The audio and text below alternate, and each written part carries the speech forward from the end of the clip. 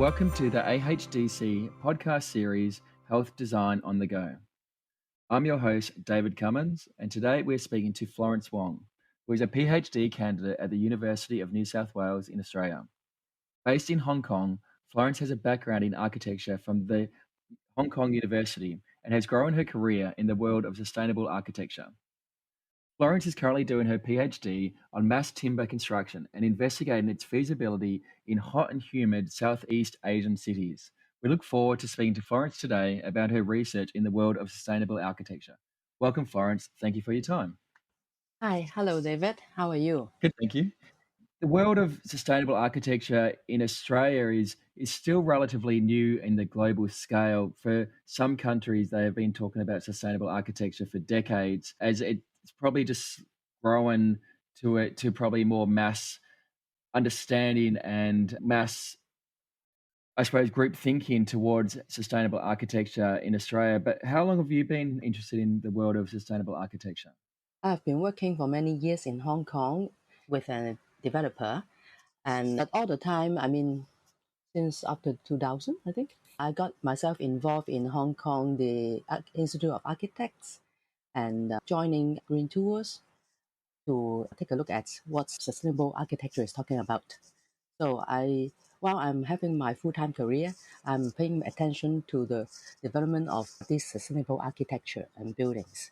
Yeah, trying to learn from overseas. So that's very interesting. So when you say overseas, are you talking about Southeast Asian countries or Australia or Asia Pacific? What do you mean by overseas countries? I think we went to see North Europe, Scandinavia and Germany, and we also went to Singapore and Japan and a few places where, because there are a sustainable building conference every 3 years, so we try to take that opportunities and go and see the buildings also, site visits, and then to meet the professionals there. So it's a way of having our own CPD, continuous professional development. That's interesting. And what was your research showing, or what have you found so far in reference to how Asian countries like Hong Kong have actually changed in its architecture in comparison to those European countries? Oh, quite a big question. But what I can say is sustainable building is a big topic.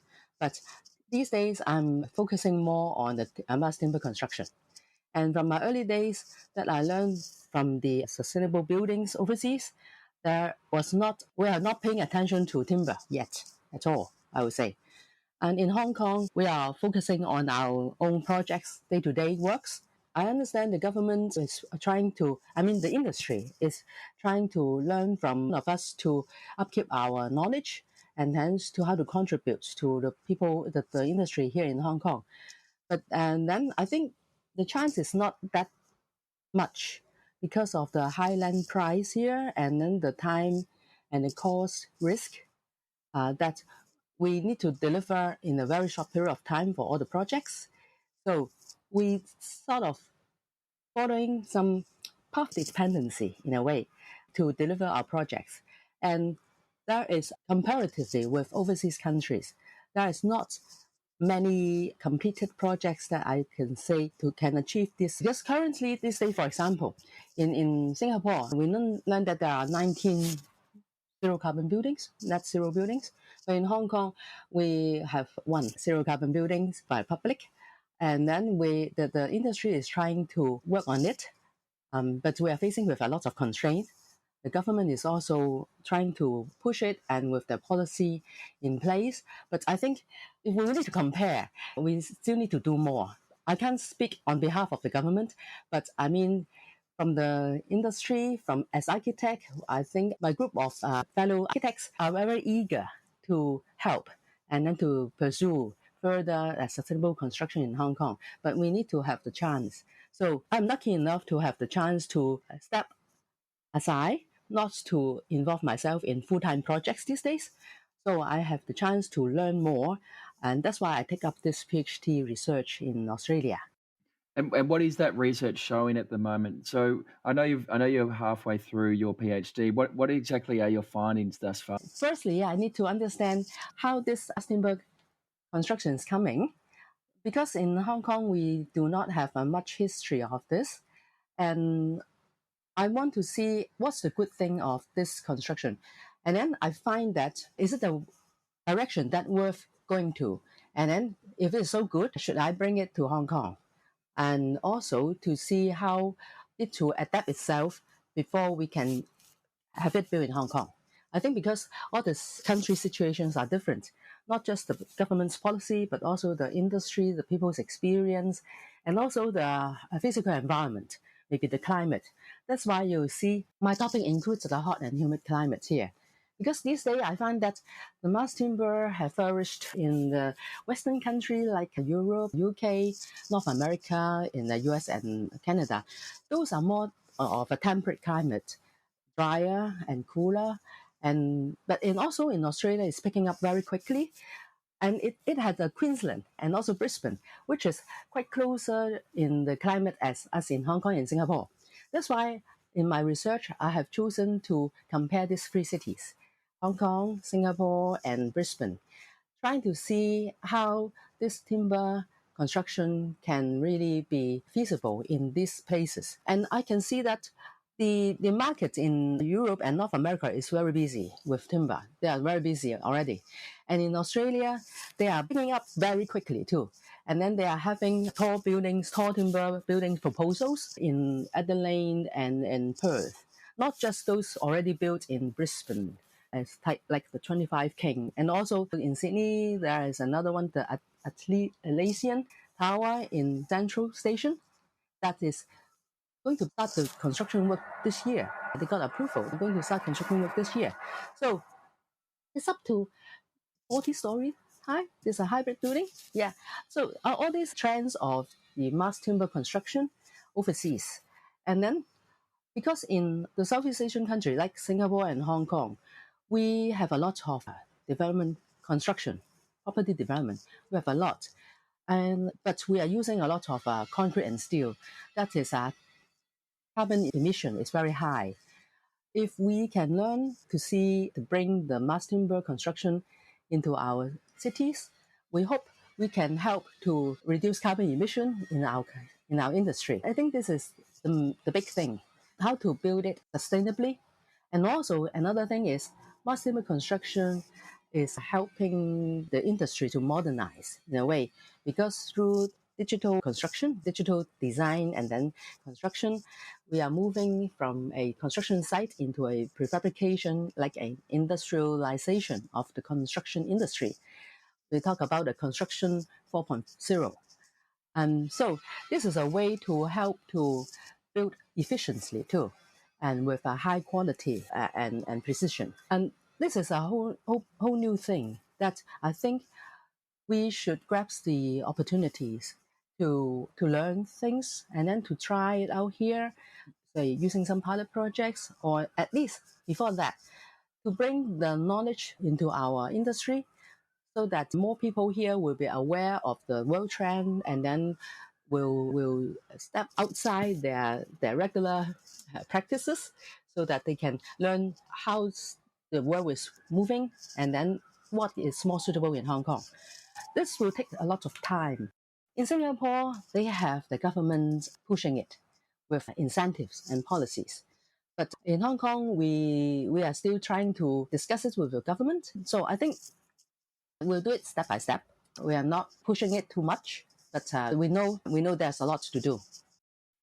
So I have to ask the obvious question. I understand the benefit of timber construction in comparison to concrete, and I understand the lower embodied energy and the lower carbon emissions that takes. But at the moment, there is so few trees out there, and obviously trees and planting trees helps reduce carbon emissions. How do you recommend, or how do you find that balance between using more tree and planting more trees? Like how do we make that more sustainable, that loop? Okay, this is interesting because when I always talk about it with my colleagues, architects here, I got this question always being asked, and the other is about fire and durability. But just to talk about the timber supply. In fact, why I need to convince myself that this is the way to go. So I think we are not going to talk about cutting down trees, deforestation. This is the old way of doing things. But now, because we have those certification of timber materials, We have the FSC and the PEFC, or we call it the responsible wood in Australia. So this is a process. There's already a well-established protocol. It's just a matter of growing the certification of timber into more forests and working forests. And the way is, we are not doing a deforestation and cutting the trees and using. But in fact, if we are going to deploy or use more timber, the forest industry will be encouraged to plant more trees. And also to have a controlled logging, to have a controlled harvesting. And then the trees being harvested will be used in more valuable building products. Instead of cutting down and just they have been working forests in Europe and America, lots of them, and they're using the forest material, timber materials to do paper and pulps, and even in Europe, Scandinavia, there are a lot of commercial forests. But we are, in fact, they are diversing their products into construction timber. So I think there is not a way of people thinking deforesting or cutting down trees, but in fact, we are working with the sustainable forestry and to make it a continuous supply of timber material. And the thing is, if we have this timber materials constructed in the buildings and store the carbon in the buildings, the next thing is we need to have the building design as good as possible to make it durable, to keep the sequestered carbon long as possible. And the third thing is, when the building is to be demolished in 50 years' time, for example, then the design now, we better design it that it can be disassembled at the end of the day. And there is a process called cascading of the timber materials, that the larger beams and columns can be cut down into smaller pieces for, say, furniture and finishes, and then even smaller pieces into smaller item, art and crafts, and then even at the end will become mulching and being burnt as energy. So we are lengthening the usage of timber materials as a whole life cycle management of the building materials. And at the same time, the forest industry, they cut down the timber and then they grow more. So the first thing I got an impression is, if a forest every year they cut 2%, then it needs a rotation of 50 years to complete one cycle of that forest. This is a very layman rule of thumb to me, but this is quite convincing to me when I first started to look at timber. But I understand there are lots of practices in sustainable forestry. Then there are lots of other experts that can talk about this. But this concept is already letting me know that we are not doing harm at all. We need to spread this knowledge out. That's why I said, not until I get into the study of this, that I will research and discover, oh, this is real thing. This is not just greenwash. This is not resolving, answering to people's query or their worries. Your PhD is actually way bigger than just a sustainable building. It's actually trying to change government policies, trying to actually change the way people forest, and it's actually a huge and a very, very important piece of data and research, which, according to me, almost has global implications. So in that situation, what do you think are some of the changes that have to happen, and where? Is it at the earliest phase of the planning and the feasibility of the building, or is it even further to that to change policy in your government and other governments? Like, how far back do you think your research implementation has to occur? What I said, it seems very big, but my research have a time limit. And also, I think we are taking step by steps. And this research is initially as a systematic auditing of what are the barriers. Say, what are the government's policy these days? What are the rules and regulations? How is the industry is looking? And that's why we have that survey, in the national survey. Want to understand people's perception and what's their knowledge of or their experience in timber construction, whether there will be a difference where for the people in Europe and Australia and North America that they have built timber, and with those people who have known nothing about it or very little knowledge about it, will there be a perception difference already? So we are starting from that small steps. And then afterwards, we can list out what's the government's policy is. We are not thinking we need to change it now. No, sorry. I don't have the ability to change it. But we are just as a mirror, just to show to the government that this is what you are now. And this is what other countries, other cities are now.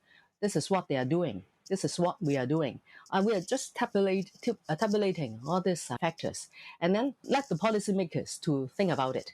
And because I think the government and us are eager to modernize the construction industry for the safety reason and also for carbon emission and reasons. So I think they will put their mind in it when they know the situation. This is what I'm looking forward to. So my PhD cannot do everything. I just want to give an account and then to list out to the findings. I mean, every research has its limitations. So hopefully someone else will pick up from where you've left off as well with further research. You mentioned earlier about the challenges of timber construction for such large-scale buildings and fire. And obviously that's what a lot of people think of. Timber and fire do not go well together. Do you mind just touching a bit more based on that comment?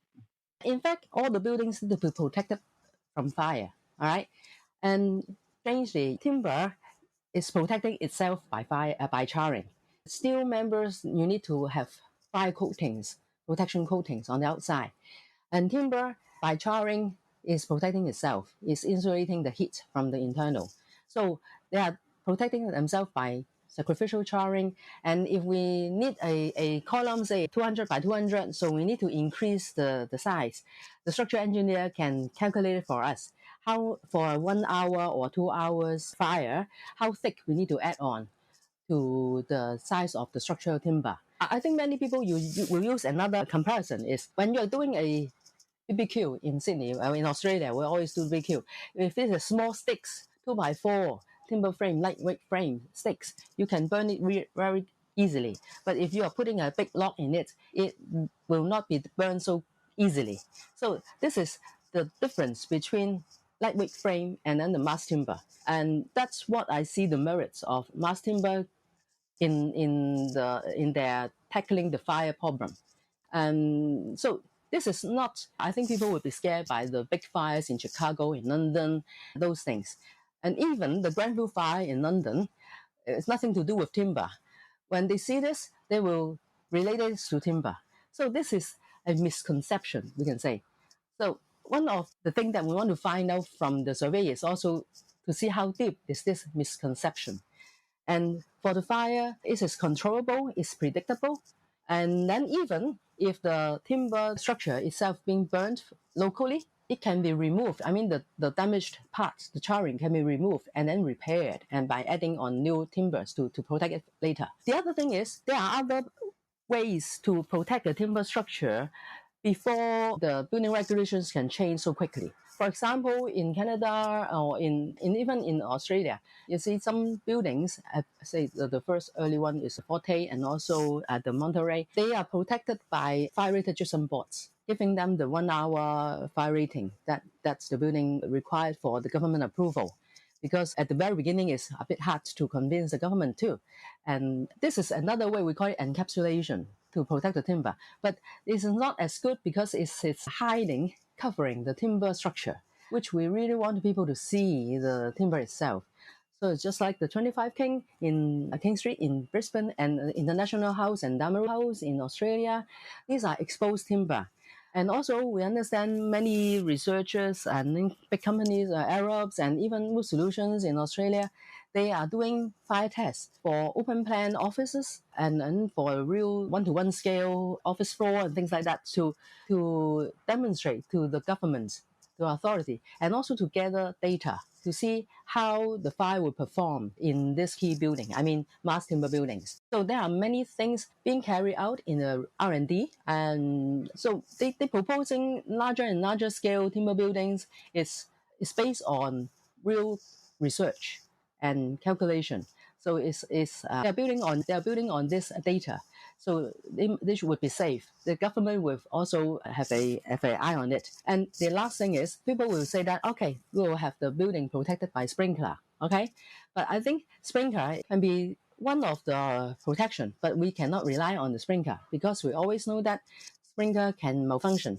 So it would be good to have it just to stop the initial spreading of fire, but we are not relying on it. I mean, the building structure design itself should be sufficient to cater, to stand for an hour, and so that the fire brigades can come in. One interesting thing is that I heard it from North America or Europe. They said that the fire brigades, the people, when they get into a timber building, they feel safer than getting into a steel building because they know the behavior of timber in the fire. But for steel structure, they said there is a point that the steel will yield and then will collapse. I just hear about this, and I also see some pictures comparing this. But I think the fire specialists will tell us more. That's very, very interesting, some of that data. When you say it like that, it makes sense, but I do think there's a lot of education that is required in reference to this because, as you've just said, the research is showing many, many benefits in that type of construction. So just before we finish up, what more do you think you're going to learn in your research? Where do you think your research is going to land, and how do you think you'll be able to implement that, and where would you like your research to make it its greatest impact? Oh, okay. I want to mention a little bit of my history. Is when I was very small, my father owned a timber workshop. But then, not long then, timber is being looked at as an inferior material, and people moving from timber squatters to concrete high-rise apartment blocks and then housing estates. So I think this is one reason why I'm getting into this study of a mass timber construction. I want to see, could we find out the issues of how to use this timber more wisely, more correctly.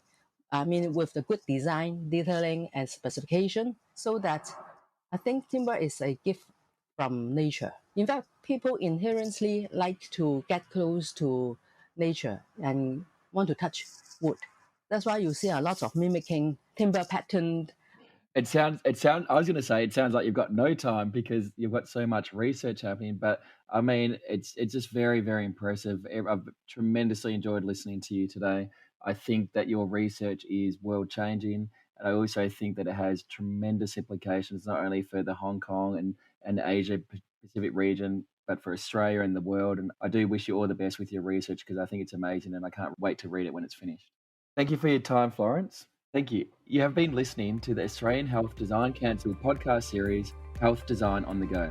If you would like to learn more about the AHDC, please connect with us on our website or LinkedIn. Thank you for listening.